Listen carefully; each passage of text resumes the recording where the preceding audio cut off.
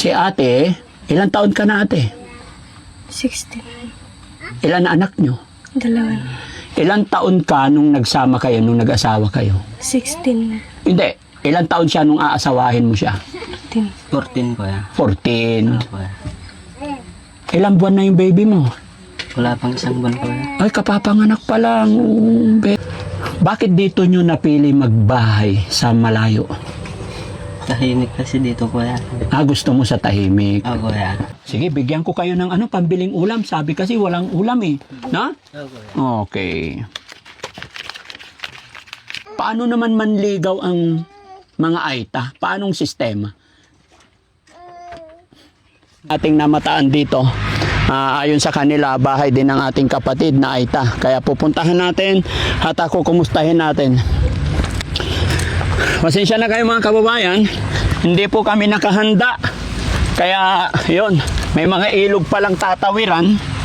Kaya buti na lang may nagmagandang loob para itawid tayo ng bako. Ingat! Madulas!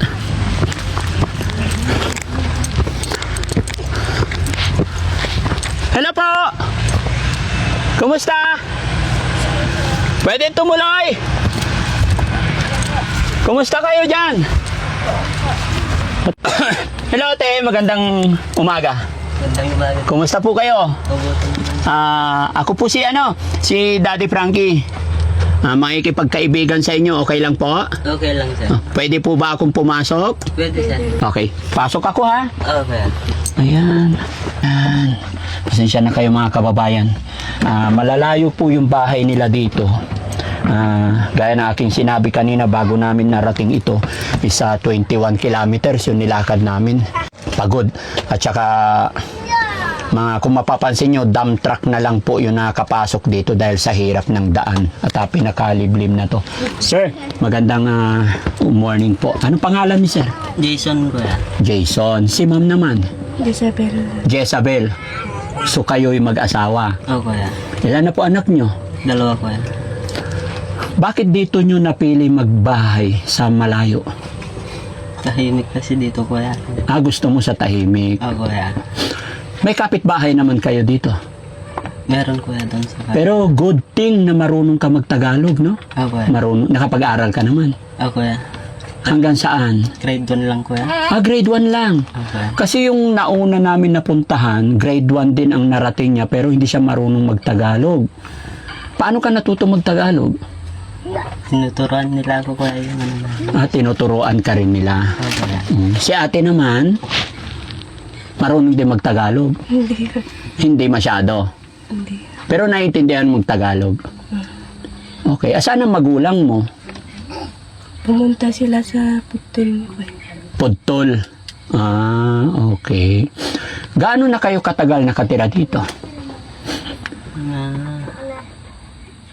5 buwan na ko ya. 5 buwan pa lang? Ako ya. Tingin ko sa bahay, medyo matagal na yung bahay. No? Pero ikaw na rin ang gumawa nito. Ako ya. Ang galing. Ikaw na rin nagpo-provide. Ako ya. Ano trabaho mo? Sa bukid lang ko ya. Sa bukid lang. Ako ya. Kumusta naman ang buhay dito? Ano naman ko ya. Nakaraos naman. Ako ya. Si ate, ilang taon ka na ate? 16. Ilan na anak nyo? 2. Ilang taon ka nung nagsama kayo, nung nag-asawa kayo? 16. Hindi. Ilang taon siya nung aasawahin mo siya?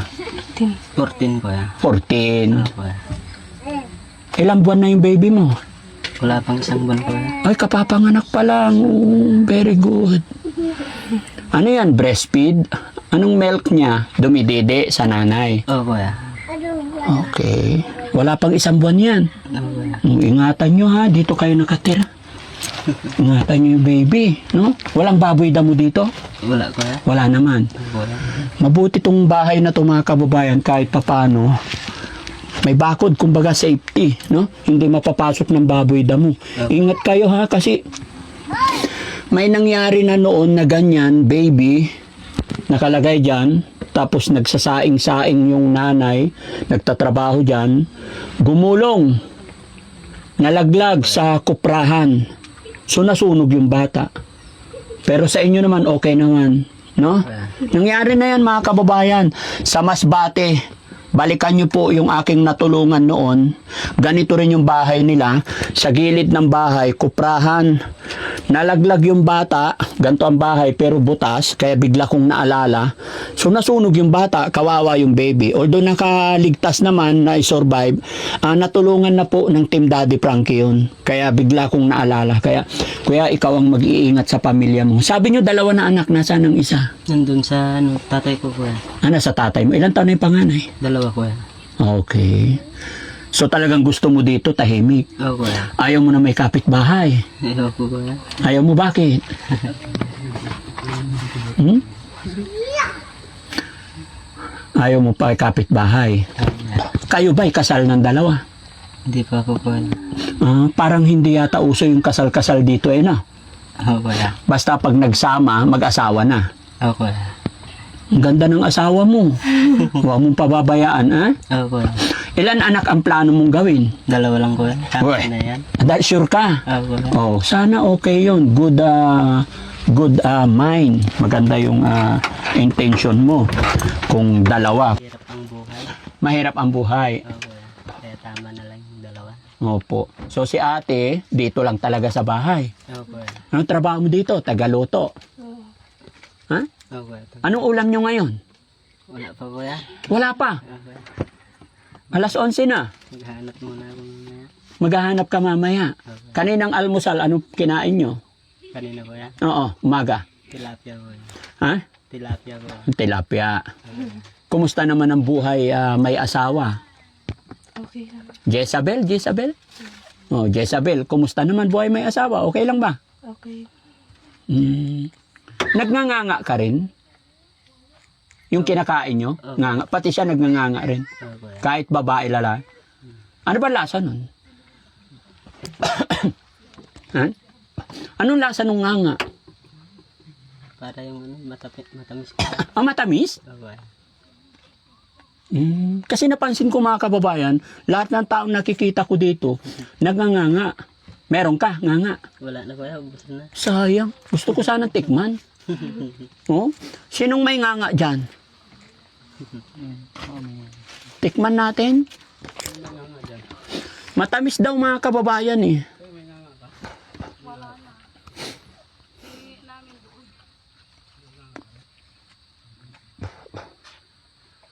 Wala? Sayang. Gusto kong tikman yung mag-try yung magnganga. Anong edad ka nag-try magnganga?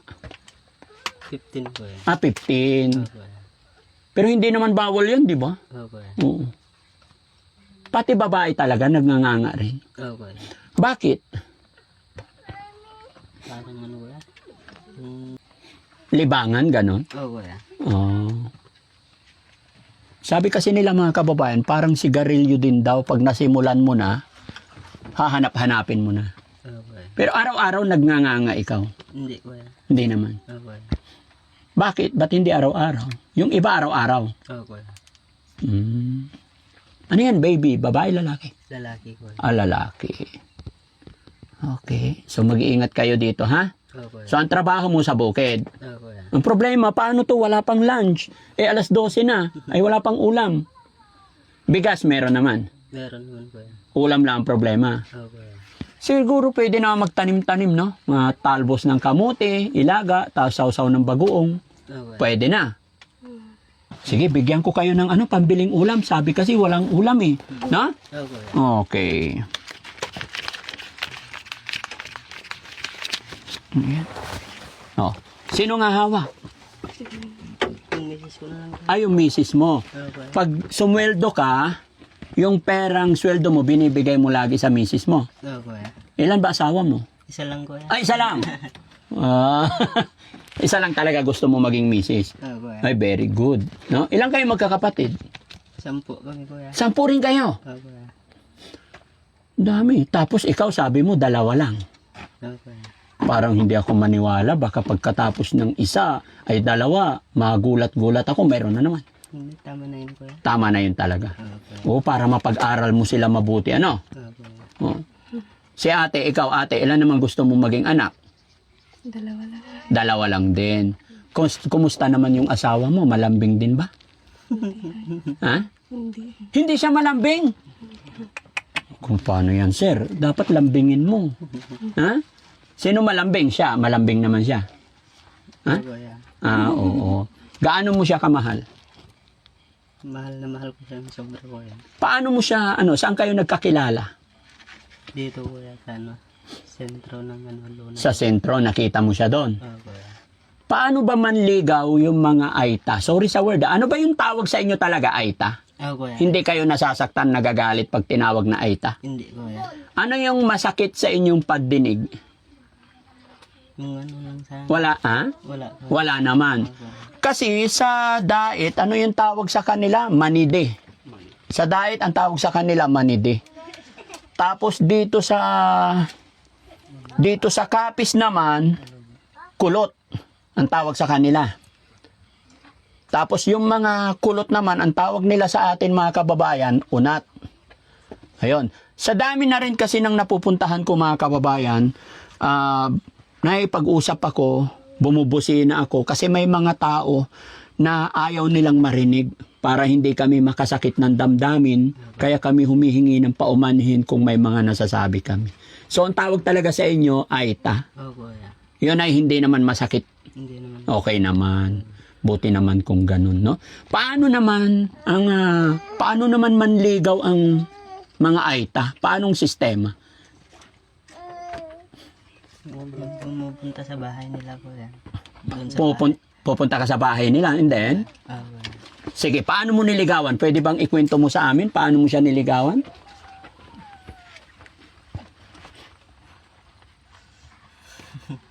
No? Oh, kinikilig pa si Kuya, no? No? Paano mo siya niligawan? Kinausap mo muna yung nanay, tatay niya, ganun? Kuya. Pero wala nang kasal, walang kasalan. Kuya. Pag nanligaw ka, tapos sinabi niyang tinanggap niya yung panliligaw mo, paano yun? Magsasama na? Hindi pa rin kuya. Paano? Paano ang sistema sa inyo? Mag-ipon kami muna kuya sa ko. Pag nililigawan mo siya, tapos pag sinagot ka na niya, kailangan mag-iipon muna. Kuya. Saka mo siya maiuwi. Kuya. Magkano inipon ninyo? Mga lang kuya. 500 lang yung inipon ko noon. So, kanino napunta yung 500? Nag-ipon ka ng 500. Kuya. Tapos ibinigay sa magulang. Kuya. Saka makukuha mo na yung anak. Kuya. And then, iuwi mo na. Ay, ganun pala yon. Paano pag hindi ka nakapag-ipon, hindi mo makukuha yung anak? Kuya. Oh, iba rin yung sistema, ano? 500, 500 pesos. Kuya. Oo. Tapos, nung nakapag-ipon ka ng 500, binigay mo sa nanay niya. Paano mo sinabi yun? Paano mo ginawa yun? Sige nga, paano? Wala sila kasing pangbili ng bigas kuya. Kaya, Tapos, binigyan mo ng 500. kuya. Tapos, naiuwi mo na yung Kuya. yung anak nila. Ilang taon siya nung inuwi mo siya? 14 kuya. 14 years old. Binigyan mo ng 500 yung nanay, tatay niya. Kuya. Tapos, naiuwi mo na yung anak nila. Kuya. Ano sabi nung nanay nung inabot mo yung pera na 500 and then eto po 500 tay nay, tapos kinuha mo yung anak nila. Anong sabi nung tatay nanay? Mag-ingat kayo anak. Sana wag mong saktan yung anak ko. Sabi nila sa akin. Kuya. Nay, sabi ko. So, kumusta naman ang buhay ngayon? Okay naman. Okay naman kuya. So, pakatatandaan mo yung sinabi ng biyanan mo, no? Kuya. Mahalin mo yung pamilya mo, mahalin mo yung asawa mo. Kuya. Okay? Pero parang ngayon lang ako nakarinig ng ganun mga kababayan, no? Na parang binili ng 500 sa Makatwid, parang binili ng 500 pesos yung anak, no? 14 years old. Ganun naman talaga ang sistema dito sa inyo. Kuya. Okay. Wala tayong magagawa mga kababayan kung ganyan talaga yung kalakaran, yung anong tawag dito? Pamahiin, kumbaga. Kuya. Kaya siyempre, sa hirap din ng buhay, no? Basta siguro kampantay na rin yung biyanan mo kasi nakita siguro nilang mabait ka, masipag ka. Kuya. Alam nila na kaya mong buhayin. No? Pero sana may kasal. Wala talagang, siyempre,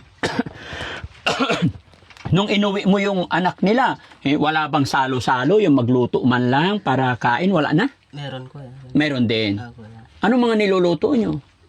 ano lang kuya, mga dahon ng malunggay, ganun kuya. Tapos may sinaing din. Kuya. Kakain na lang kayo. Opo. Salo-salo yung nanay, tatay niya, mga kapatid niya. After kainan, uwi mo na siya. Kuya. O pagdating sa bahay, anong ginawa nyo? Ha? Siyempre, kainan kayo doon. Bago mo siya inuwi. Pagdating dito, kainan din. Kuya. Oh, sarap naman. Anong kinain nyo dito? Anong ulam? Ano kuya, yung Tilapia? Sabi mo kanina, almusal nyo, tilapia. kuya, tila. Ah. So, masarap yung tilapia naman dito. Kuya. Wow. Binigay nila sa amin kanina. Binigyan ka ng tilapia. Kuya. Sino nagbigay? Biyanan mo? Kuya. Oh, very good. Sige, mag-iingat kayo dito, ha? Okay, ito ate. Sabi ni kuya, kay Mrs. ipapatago ang pera. Marunong ka naman magbilang. Ha? Ay, eto. Hindi kumpleto eh. Kailangan kumpleto si Ricardo. Ha? Di ba? Anong kulang niyan? Yung ano kuya, yung dahon. Oo. Hindi kumpleto. Sige. Eto, hayaan mo pag may kumpleto ate. Marunong ka na magbilang. Ito, bilangin mo. Ilan na yan? Isa Isa, kuya. Isa. dalawa, tatlo, apat, Ilan na yan? Bilangin mo magkano yan? apat, Apat kuya. Apat. So, hindi. Sa peso, ilang peso yan? 1,000 kuya. 1,000? Hindi, ah. Oh, 2,000. 2,000. Si ate hindi marunong? Kuya. Hindi marunong magbilang. Oo, nakakaawa naman. 2,000, 3,000. 3,000, 4,000, 5,000.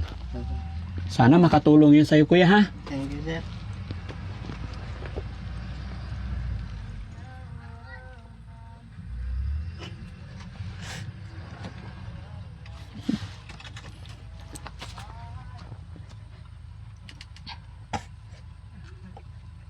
Ngayon lang ako nakatanggap ng ganyan. Ngayon ka lang nakatanggap ng ganito? Ito kuya.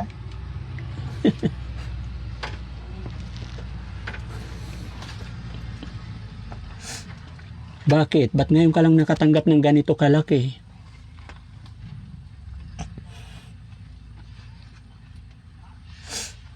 Sa hirap ng buhay, no? Ito kuya. Pati si ate umiiyak. Ba't ka umiiyak, ate? Ha? Anong gusto mong sabihin kay Daddy Frankie? Sige, sabihin mo kung ano yung nararamdaman mo. maraming salamat. Ba't ka umiiyak?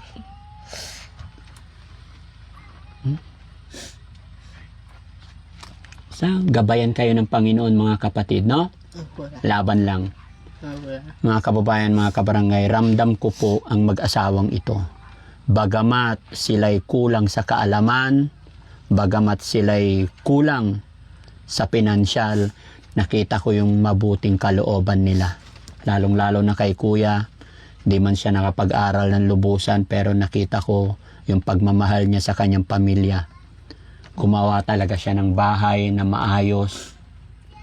Kita natin na kubo lang ito, pero believe ako mga kababayan kasi may pintuan, matibay talaga. Good lumber, no? So, ramdam ko yung pagmamahal niya sa pamilya, sa anak niya. Kasi hindi basta-basta lang yung ginawa niyang bahay. Marami na rin akong nakikita na basta may bubong, butas-butas ang paligid. Pero kay kuya, okay yung bahay niya, no? Sana mapasyalan ko pa kayo ulit dito, Ito kuya. no? Huwag kang magbabago sa pamilya mo. Ito kuya. Mahalin mo yung anak mo. Ako si Daddy Frankie. Ako yung umiikot-ikot kung saan. Nakarating na po ako ng Iloilo, Capiz, Aklan. Iniikot ko talaga kung saan-saan para pasyalan yung mga kababayan natin kagaya nyo. No? Isa lang sasabihin ko sa inyo. Huwag na wag po kayong mawalan ng pag-asa. Lagi lang tayong magpipray. Ito kuya. No? Magsikap lang kayo para sa inyong anak. Magmahalan kayo, ha? Ito kuya. Ikaw, ading, bata ka pa, pakamamahalin mo yung asawa mo, ingatan mo, ganoon din sa mga anak mo. Para sa ganun, malakas siya maghanap buhay. No? Napakabait ng asawa mo. Totoo ba yun? Pagdating niya, yung sweldo niya, binibigay niya sa'yo? Oo, ang bait. No? Kaya magmahalan kayo, no? So, yun mga kababayan, mga kabarangay, no? iba't ibang kwento ng buhay ang nasasaksihan na pupuntahan natin dito sa bundok na ito. At nakaiyak, nakaawa, pero nakakabilib. Dahil kahit ganito, hindi sila masyadong napag-aral pero talagang may mabuting kalooban din sila at nagmamahalan. Nawa po'y maabot din sila ng ating gobyerno, matulungan, no? Dahil sila man ay tinatawag na AITA, sila man ay hindi nakapag-aral, pero ang alam ko dyan mga kababayan, iisa lang po tayo, pare-parehas po tayong anak ng Diyos. Okay? Maraming salamat. God bless po. Anong masasabi ni Kuya na nakatanggap ka ng blessing sa araw na to? Sabi mo, ngayon ka lang nakatanggap na ganyang kalaki. Anong masasabi mo po? Sabi ko lang sana, pasalamat sa Panginoon, kuya. Tama ka. Una-una natin pasalamatan si God, ha? Kuya. Oh, kasi si God lang ang may kagustuhan ba't namin narating tong lugar ninyo. Okay? Kuya. Okay. Si ate naman, anong masasabi mo? May natanggap kang pera ngayon? Maraming salamat sa Diyos. Maraming salamat sa Diyos. Okay. Anong unang-una mong bibilhin sa 5,000? Damit ng mga anak namin sa pang-ulam namin, kuya. Okay. Good. Damit. Oh, importante yung damit. Lalo na sweater ng anak mo. Kuya. Ha? Kuya. Oh, sige. Salamat po. Ingat po kayo. Makakabili ka na ng ulam. Kuya. Kasi wala silang tanghalian mga kababayan. Kanin lang ang meron. Ulam, wala. Kaya makakabili na kayo. Yung mabilis na lang lutuin, no? Kuya. Okay. Salamat po. God bless. Salamat, kuya. Ingat, Opo. kuya. Oh, sige.